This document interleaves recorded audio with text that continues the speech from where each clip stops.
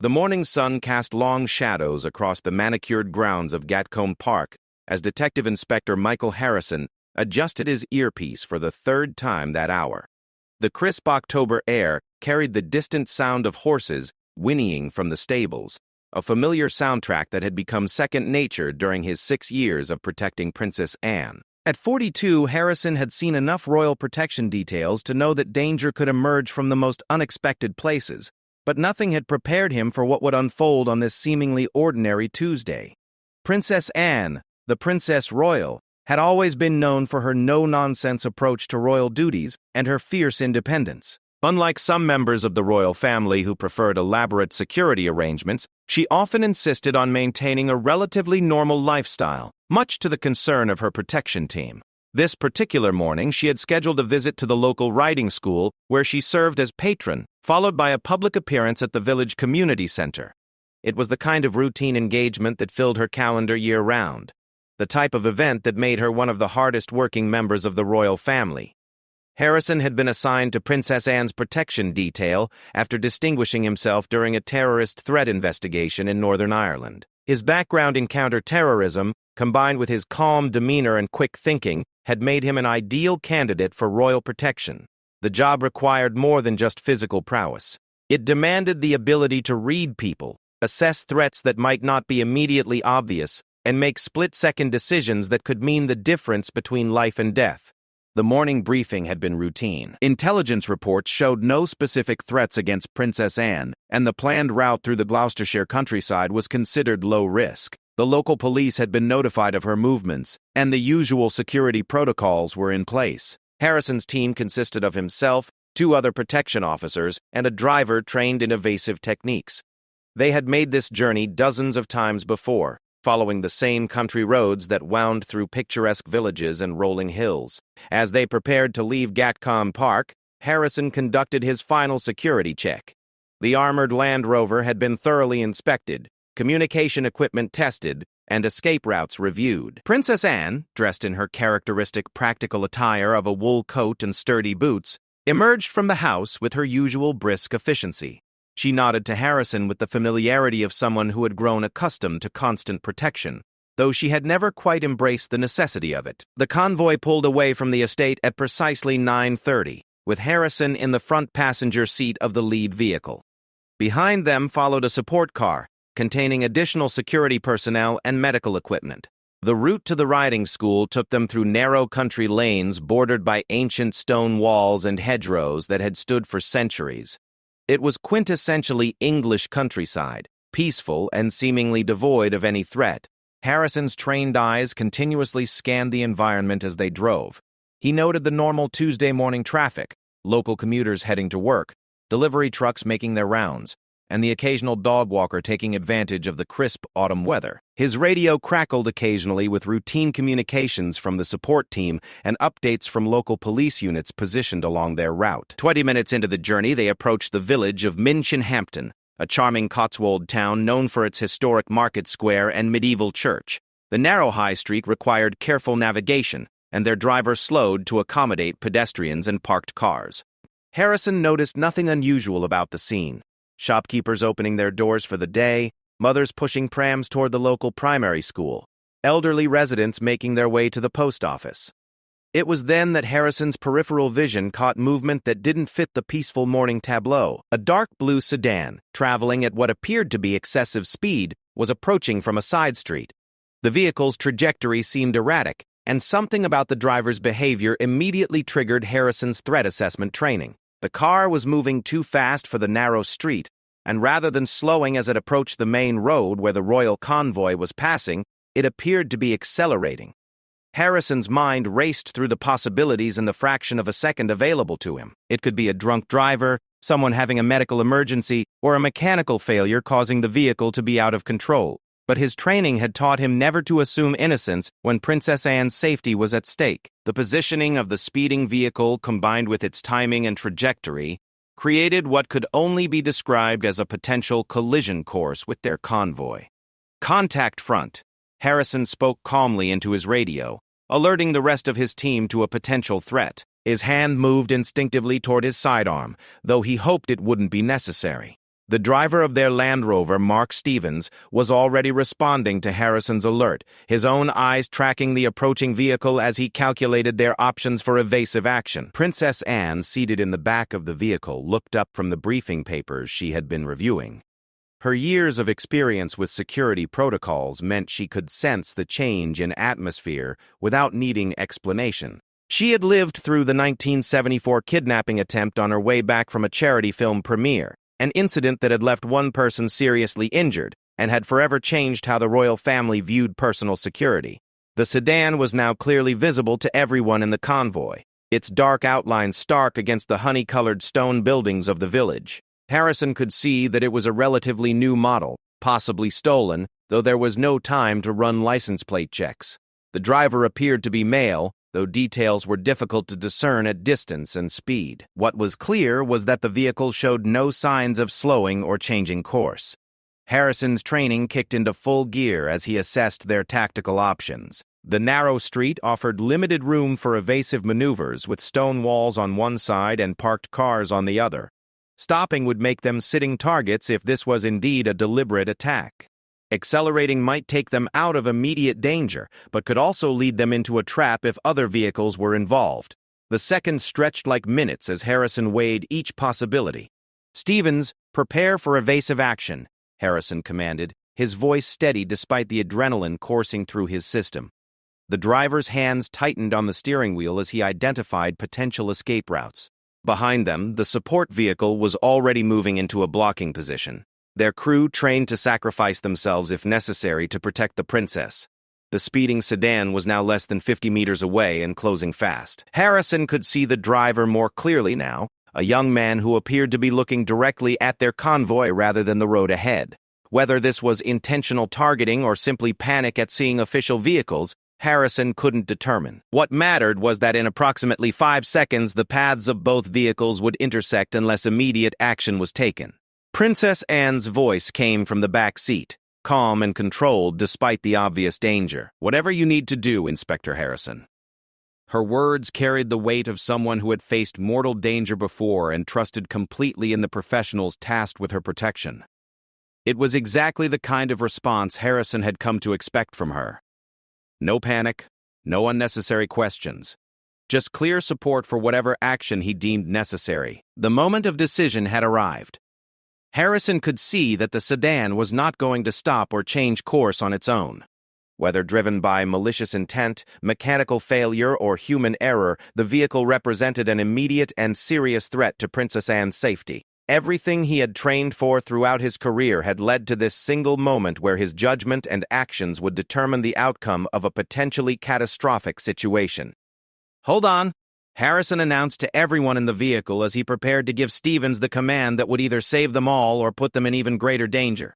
The detective inspector's years of experience, his understanding of vehicle dynamics, and his split-second threat assessment all crystallized into a decision that would define not only this moment, but potentially the rest of his career in royal protection. The sedan was now close enough that Harrison could see the driver's face clearly. Young, male, with an expression that seemed more confused than malicious. But confusion could be just as dangerous as malevolence when combined with a 2-ton vehicle traveling at high speed toward the Princess Royal. Harrison's finger moved to his radio as he prepared to coordinate what could become a complex evasive maneuver involving both vehicles in their convoy and potentially requiring backup from local emergency services.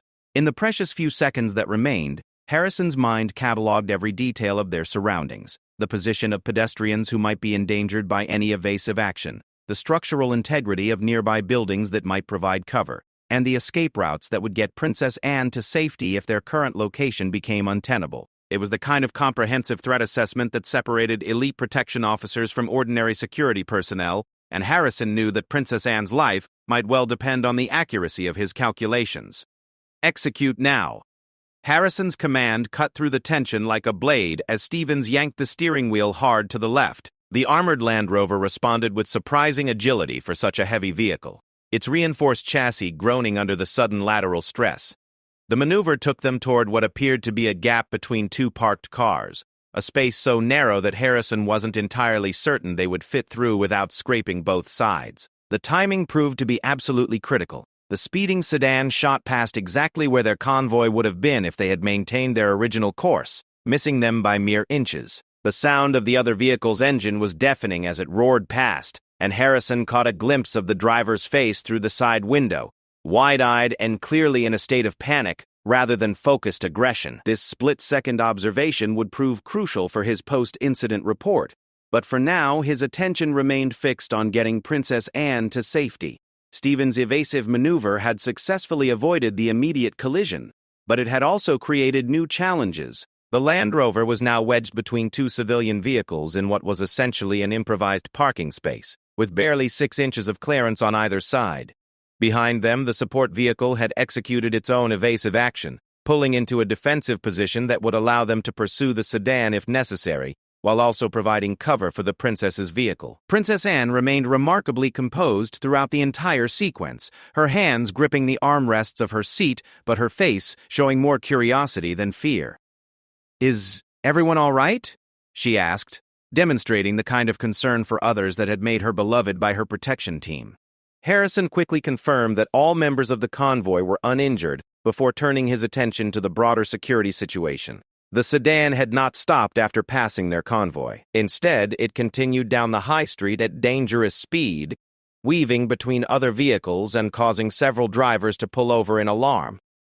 Harrison immediately radioed the local police, providing a detailed description of the vehicle and its direction of travel. Whether this had been a deliberate attack that failed or simply a case of dangerous driving, the driver needed to be apprehended before anyone else was put at risk. "Support 2, pursue that vehicle but maintain safe distance," Harrison commanded over the radio. The backup car immediately reversed out of its position and took up the chase, its crew trained in high-speed pursuit techniques that would allow them to track the sedan without endangering civilians. Harrison knew that even if this turned out to be nothing more than reckless driving, they couldn't afford to assume the threat was over until the driver was in custody. Meanwhile, Stevens was working to extract their vehicle from its tight parking position. The maneuver required precise coordination between forward and reverse movements, with Harrison providing guidance as they carefully negotiated the narrow space. Curious villagers had begun to gather on the sidewalks, drawn by the commotion and the obvious presence of official vehicles. Harrison knew they needed to move quickly before the crowd grew larger and potentially complicated their security situation. As Stevens finally maneuvered the Land Rover back onto the main road, Harrison's radio crackled with updates from the pursuing vehicle. "Support 2 to control. Subject vehicle has crashed approximately half a mile east of village center. Driver appears to be unconscious, possibly injured. Requesting medical assistance and local police backup." The news brought both relief and new concerns. Relief that the immediate threat was neutralized, but concern about whether this incident was part of a larger, coordinated attack. Harrison made the tactical decision to continue with Princess Anne's scheduled engagement rather than immediately returning to Gatcombe Park. His reasoning was multifaceted. Returning to base might actually expose them to greater danger if other attackers were positioned along their known route. The local police were now actively securing the area, and maintaining the appearance of normalcy would prevent panic among both the public and potential future attackers who might be watching. "Your Royal Highness," Harrison addressed Princess Anne through the vehicle's intercom system. "We're going to proceed to the riding school as planned, but with modified security protocols. The local area is being secured, and we have additional units en route." Princess Anne nodded her approval, understanding that her protection team's judgment in these matters was not to be questioned. The remaining drive to the riding school took them through a series of back roads that Stevens knew well from previous reconnaissance trips. These routes were less direct but offered better security advantages, fewer potential ambush points, multiple escape routes, and terrain that favored their heavier, more powerful vehicles over anything pursuers might be using. Harrison maintained constant radio contact with both the pursuing team and local police coordination, building a comprehensive picture of the developing situation. By the time they arrived at the riding school, Harrison had received confirmation that the sedan driver was a 23-year-old local resident named James Whitmore, who appeared to be under the influence of both alcohol and illegal substances. Initial police interviews suggested that the near collision had been the result of impaired driving rather than a deliberate attack on Princess Anne. However, Harrison's training required him to treat this as preliminary information only, subject to change as the investigation developed. The riding school visit proceeded under heightened security protocols. Additional police units had been deployed around the perimeter, and Harrison's team maintained closer proximity to Princess Anne than would normally be the case for such a low-key engagement. The princess, demonstrating her characteristic professionalism, proceeded with her planned activities as if nothing had occurred, chatting with young riders about their horses and encouraging their equestrian pursuits. During a quiet moment, Harrison received a call from Detective Chief Inspector Sarah Matthews, his supervisor at Special Branch. The conversation was brief but significant. Preliminary investigation suggested that Whitmore had no known connections to any terrorist organizations or anti-monarchy groups, and his social media history showed no evidence of planning or political motivation. The incident was being treated as dangerous driving under the influence, though the investigation would continue pending toxicology results and a more thorough background check. Harrison felt some of the tension leave his shoulders with this news, but he knew better than to completely lower his guard. Even if this specific incident was not part of a coordinated attack, it had demonstrated vulnerabilities in their standard security protocols that would need to be addressed. The narrow streets of English villages, while charming and historically significant, presented unique challenges for protecting members of the royal family who insisted on maintaining public engagement. As Princess Anne concluded her visit to the riding school, Harrison coordinated with the advance team preparing for their next stop at the community center. The modified security protocols would remain in place for the remainder of the day's engagements, and Harrison had already begun planning changes to future route selection and convoy procedures, based on lessons learned from the morning's incident. The drive to the community center took them through different roads entirely, ones that offered wider carriageways and better sightlines for potential threats. Harrison noticed that Princess Anne spent much of this journey looking out at the countryside, perhaps reflecting on how quickly a routine engagement could turn dangerous. Yet when they arrived at the community center, she stepped out of the vehicle with the same confident demeanor that had made her one of the most respected members of the royal family. The afternoon engagement proceeded without incident, but Harrison remained hyper-vigilant throughout. He positioned his team with overlapping fields of observation and maintained constant communication with local police units who were now conducting enhanced patrols throughout the area. The community center visit included presentations from local charities, a tour of new facilities, and the unveiling of a plaque commemorating Princess Anne's patronage of the organization. During the ceremony, Harrison found himself reflecting on the morning's events and what they meant for royal protection in an increasingly complex security environment. The incident had been resolved successfully, with no injuries to Princess Anne or any members of the public. But it had also highlighted how quickly situations could develop and how critical split-second decision-making could be in preventing tragedy. As the afternoon wound down and they prepared for the return journey to Gatcombe Park, Harrison received final confirmation from the investigating officers. James Whitmore remained in custody on charges of dangerous driving under the influence, and would likely face additional charges related to public endangerment. His vehicle had been impounded for forensic examination, though investigators believed they had already identified the primary cause of the incident, a combination of alcohol, cannabis, and what appeared to be prescription medication that had severely impaired his judgment and reaction time. The return journey to Gatcombe Park followed yet another route, one that Harrison's team had prepared as a contingency option. This path took them through more remote countryside areas where surveillance would be easier and potential threats more obvious. Princess Anne used this time to debrief with Harrison about the day's events, demonstrating her understanding of security procedures and asking intelligent questions about how similar incidents might be prevented in the future. As they approached the familiar gates of Gatcombe Park, Harrison allowed himself a moment to appreciate how well his team had responded to an unexpected and potentially dangerous situation. The coordination between his officers, the local police, and even the civilian drivers who had gotten out of their way had been exemplary. Most importantly, Princess Anne had been protected from harm and had been able to complete her scheduled engagements without significant disruption to her public duties. The debriefing session began at 4 o'clock that afternoon in the secure conference room at Gatcombe Park. Harrison sat across from Detective Chief Inspector Matthews, who had driven down from London specifically to conduct the post-incident review. The room's windows looked out over the peaceful countryside where morning's drama now seemed almost surreal, yet the gravity of what had occurred hung heavy in the air between them. Matthews opened her notepad and activated a digital recorder, following standard protocol for any incident involving royal protection.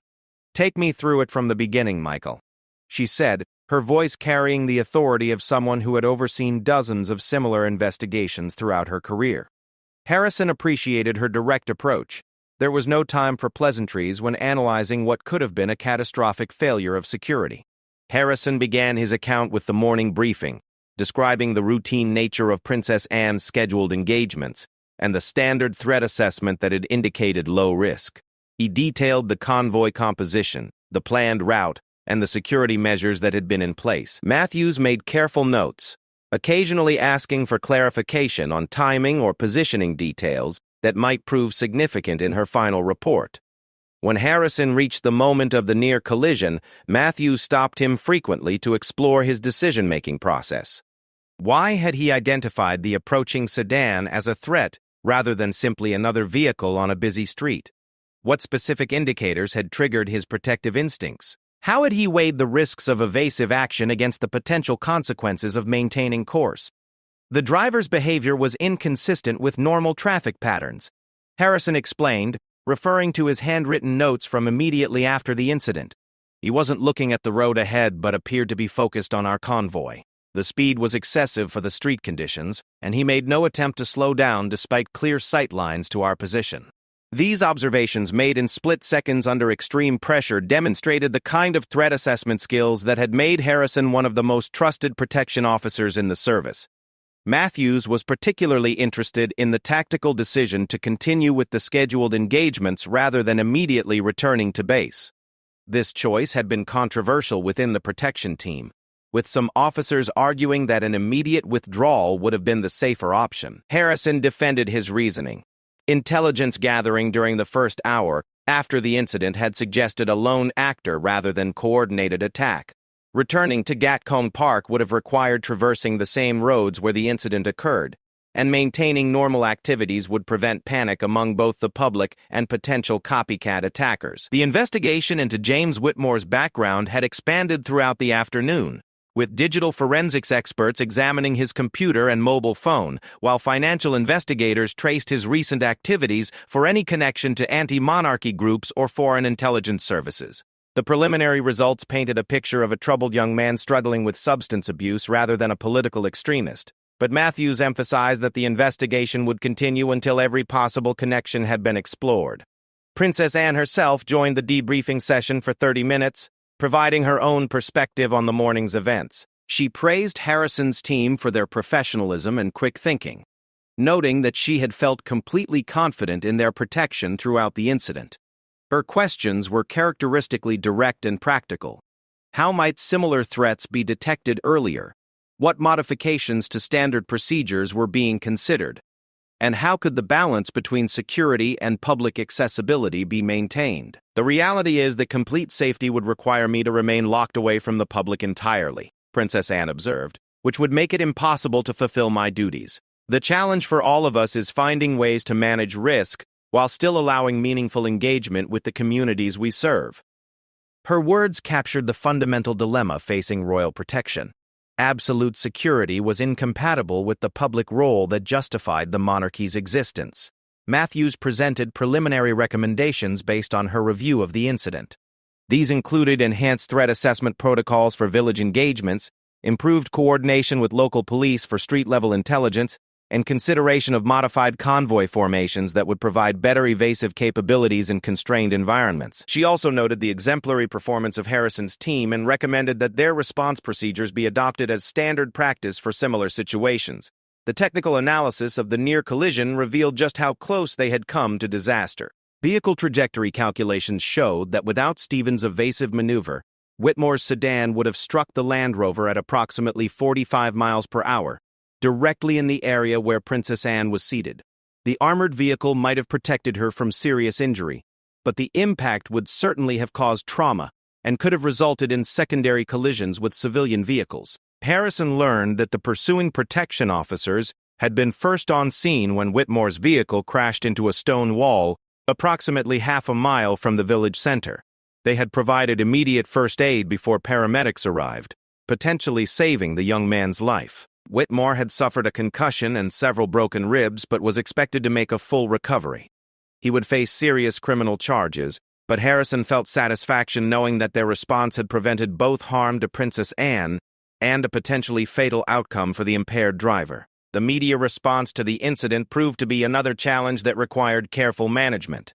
Word of the near collision had reached local journalists within hours, and by evening, several news outlets were requesting official statements about what had occurred. The Royal Communications team, in consultation with Harrison and Matthews, crafted a brief statement acknowledging that there had been a minor traffic incident during Princess Anne's engagements, but emphasizing that she had not been in danger and had completed all planned activities. This carefully worded response was designed to prevent panic while also discouraging potential imitators who might see dramatic media coverage as an incentive for similar actions. The statement made no mention of the split-second decision-making that had averted potential tragedy, nor did it describe the enhanced security protocols that had been implemented. Such details would remain classified to protect both future operations and the individuals involved. Harrison spent the evening reviewing security camera footage from the village, working with local police to piece together Whitmore's movements in the hours before the incident. The timeline that emerged showed a young man whose day had begun normally, but who had progressively consumed alcohol and drugs before making the fateful decision to drive. There was no evidence of planning or preparation for an attack on Princess Anne.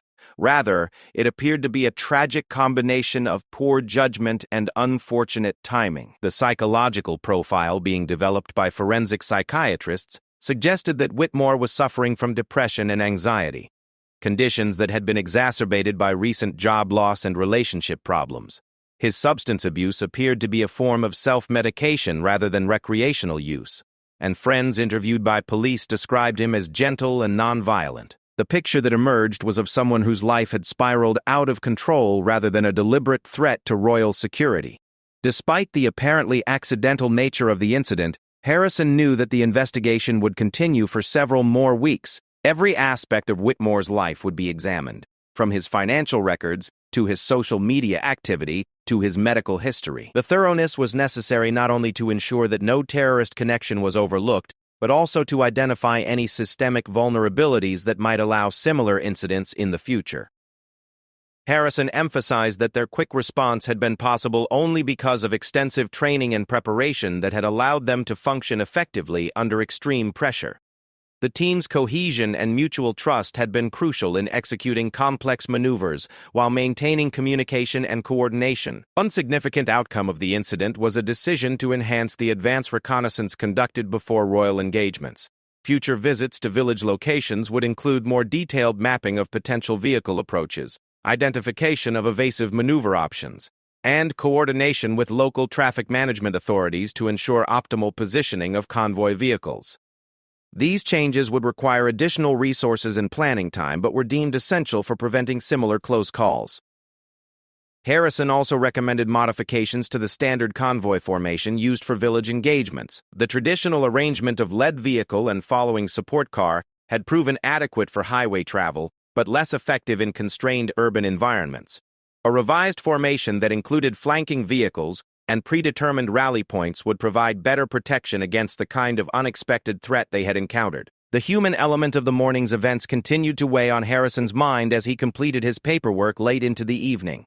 James Whitmore was barely older than Harrison's own son, and the detective found himself wondering what combination of circumstances had led to such a dangerous situation. The young man's life was now permanently altered by a series of poor decisions made under the influence of substances he had used to escape personal problems.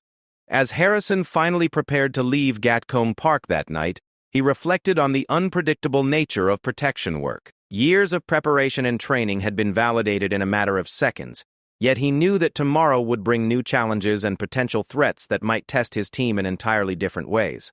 The incident had demonstrated both the effectiveness of their current protocols and the need for continuous adaptation to emerging risks. The secure phone call from his wife that evening provided a grounding reminder of why his work mattered. She had heard news reports of the incident and wanted reassurance that he was safe, just as he had called her earlier to confirm that Princess Anne had emerged unharmed.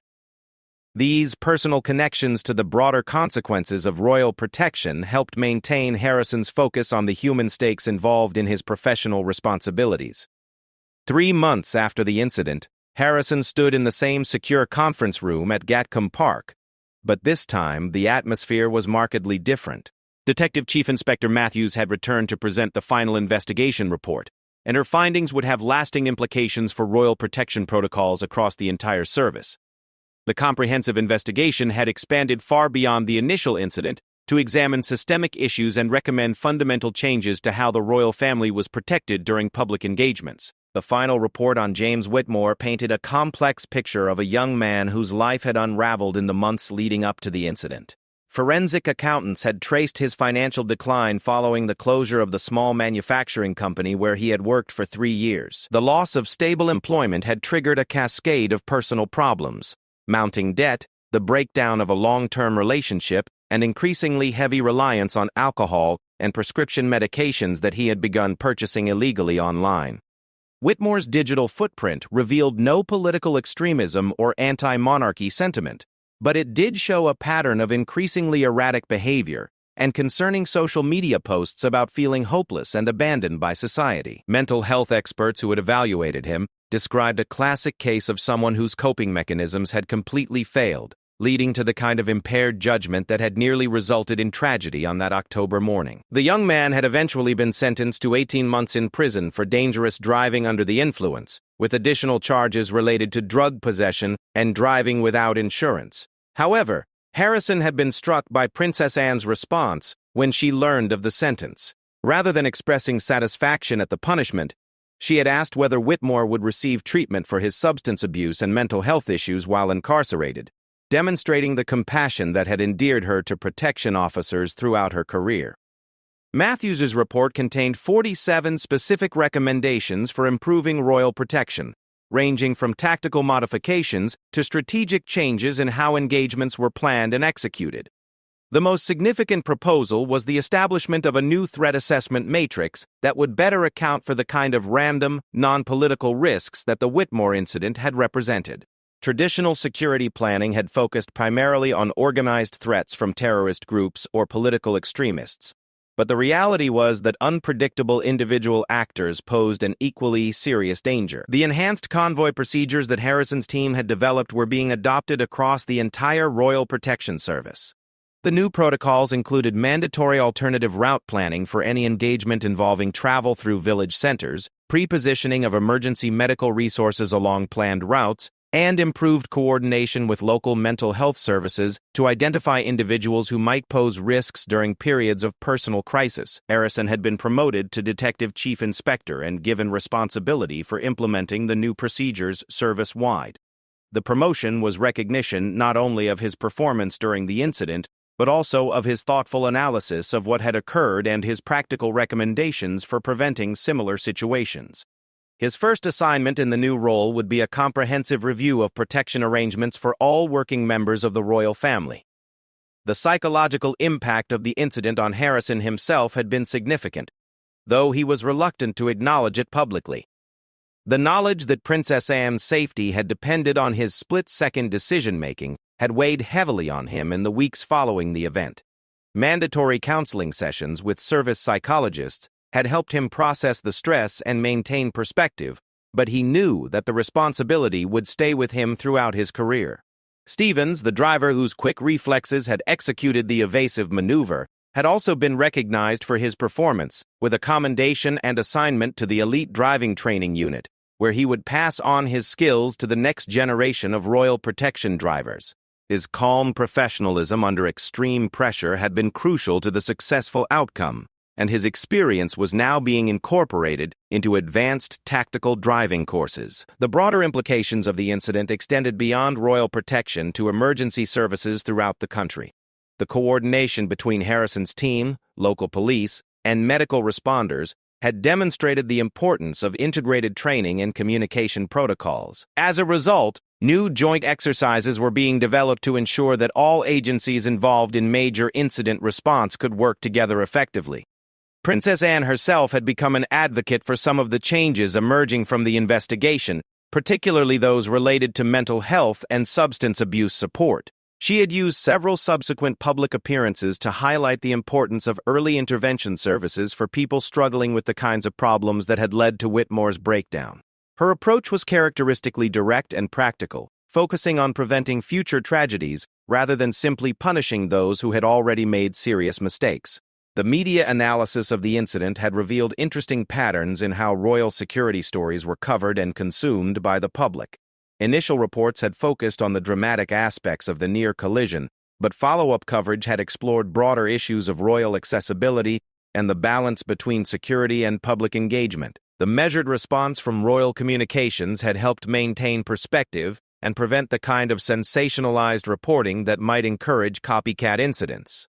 Harrison's team had conducted detailed interviews with witnesses from the village, building a comprehensive picture of how the incident had appeared to ordinary citizens. Most had been unaware that anything unusual was occurring until they heard the sound of Whitmore's crash, demonstrating the effectiveness of the evasive action in preventing public panic. The discretion shown by local residents in their interactions with media had also been remarkable, with many declining to provide detailed accounts that might compromise future security operations. The technical analysis of the Land Rover's performance during the evasive maneuver had led to modifications in the specifications for future royal protection vehicles. While the existing armor had been adequate for stopping projectiles, the incident had highlighted the importance of maneuverability in avoiding threats altogether.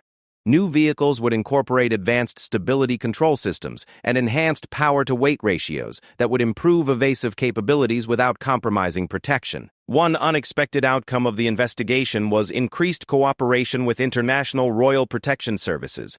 The lessons learned from the Whitmore incident were shared with security teams protecting monarchs and heads of state around the world, contributing to a global knowledge base about managing evolving threats. In return, British protection officers gained insights from similar incidents in other countries, enhancing their ability to anticipate and respond to unusual situations. The final chapter in James Whitmore's story came when he was released from prison after serving 11 months of his sentence. His time in custody had included intensive rehabilitation programs for both substance abuse and mental health issues, and he had emerged with stable housing and employment prospects arranged through a charity that Princess Anne patronized. While he would never know of her indirect involvement in his rehabilitation, the support represented her belief in redemption and second chances. Harrison often reflected on the broader lessons from that October morning as he worked to implement the new protection protocols. The incident had demonstrated that effective security required more than just equipment and training. It demanded the kind of split-second judgment that could only come from experience, preparation, and absolute commitment to the mission. Most importantly, it had shown that protection work was fundamentally about preserving not just physical safety but the ability of public figures to fulfill their roles in serving society.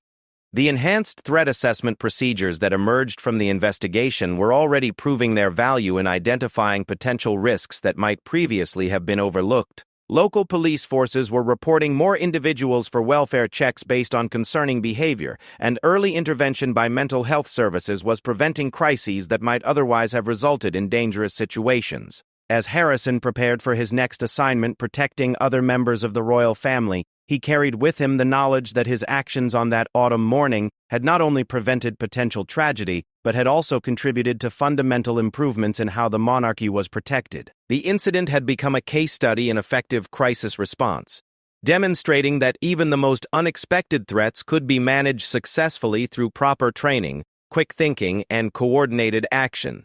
The morning's events had lasted less than 30 seconds, but their impact would influence royal protection procedures for decades to come. Harrison knew that future officers facing similar situations would benefit from the lessons learned and the enhanced protocols developed in response to what had initially appeared to be a routine engagement in a peaceful English village. Princess Anne continued her public duties with characteristic determination, maintaining the same level of accessibility and engagement that had made her one of the most respected members of the royal family. The incident had not changed her fundamental approach to public service, but it had reinforced her appreciation for the dedicated professionals who made her work possible. For Harrison and his team, her continued trust represented the highest possible recognition of their service on that dramatic October morning when split-second decisions had preserved both safety and the essential connection between the monarchy and the people it served. The legacy of that day lived on not in dramatic headlines or public recognition, but in the quiet professionalism of protection officers, who understood that their highest calling was enabling others to serve the public good, regardless of the personal risks involved. Harrison's spring into action had protected more than just Princess Anne. It had safeguarded the principle that public service required courage from everyone involved, whether wearing a crown or carrying a badge.